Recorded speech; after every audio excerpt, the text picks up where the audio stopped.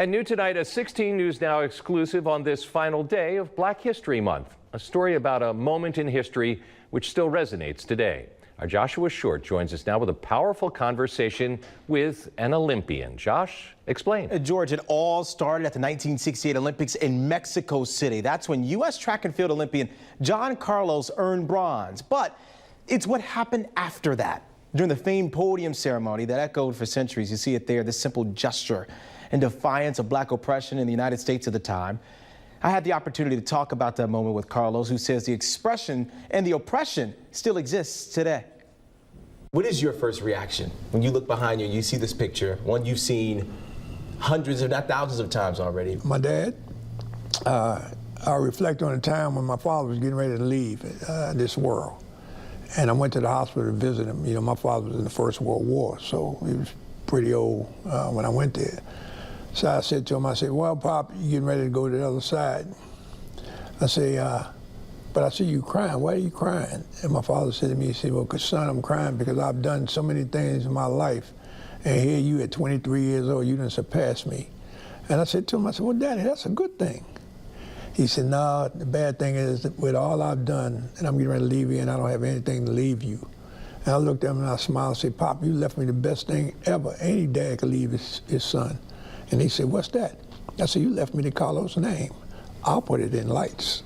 That demonstration there was revealed to me when I was 7 or 8 years old. I had a vision. And in this vision, I saw myself as a little boy standing on a box in a grass field. I didn't know what a stadium was, but I would assume it was a stadium because I could hear all the people yippee-ki-yay with excitement. And you know, when you're a little kid, it takes a minute for you to realize what's going on. Then when I realized it must be something I did, because I didn't know what I did. It must be something I did. I went to stick my chest out and go to wave to the people. I went up on my left hand, and I'm right-handed.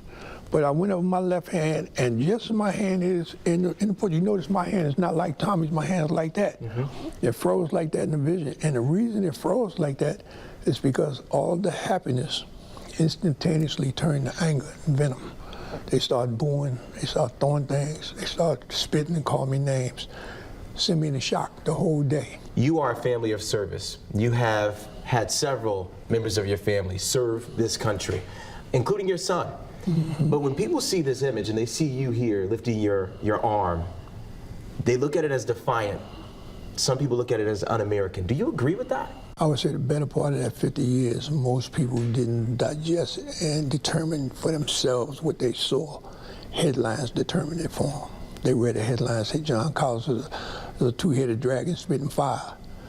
They're going to listen to what the headlines say opposed to listen to what I say about me. So I've learned to accept all of it. What are some of the ramifications and repercussions of this picture? Years later, decades later. When I made the statement, I anticipated them coming at me, directly at John Carlos. I didn't think that they would go after my wife and my kids. Wow. So if I was to ever change anything in the whole scenario, it would be better protection for my wife and kids, because I never gave thought to that when I was a youngster making this statement. Do you have any regrets? I would do it tomorrow if it was necessary. You know, my first wife took her life as a result of this particular thing, based on the oppression that they put on us. I mean, they made it where I couldn't work. Any monies that I had in the bank, it was dissipated. I had to take mediocre jobs and humiliating jobs, I might even say. But then I had to do what I had to do to support my family. But at the same time, with my wife taking her life and going through the hard times, I would have to do that 1,000 times over, because I wouldn't add or take anything away from it, because what we did was bigger than who we are. Part of my conversation with Olympian John Carlos, George, I found it so striking and so interesting that he talked about how he had that one regret surrounding protecting his family.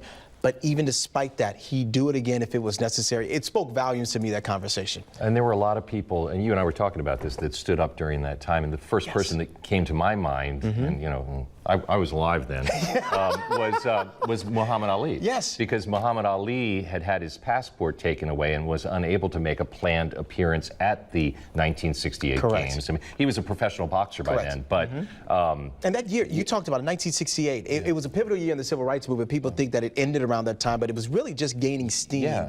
And that was the first time that anyone on the international level saw that raised fist. It was so powerful. And the one thing he said, that he got influenced by not just Dr. King, but Malcolm X as well. And he said he wanted to do something that was so powerful, but doing so in a non-violent way. Right. And he was able to achieve that in many ways, including the worst ways, of course. And it was in April of that year. I remember my music teacher, Mrs. Shadle, coming into the classroom and telling us that Martin Luther King had been assassinated. Yeah, And, it's a year that really helps us paint a picture as to what happened in the civil rights movement, right? Absolutely. My goodness. Good stuff. I'm glad you. Thank you. Good get. Good get. I'm trying to get like you, George. Thank you.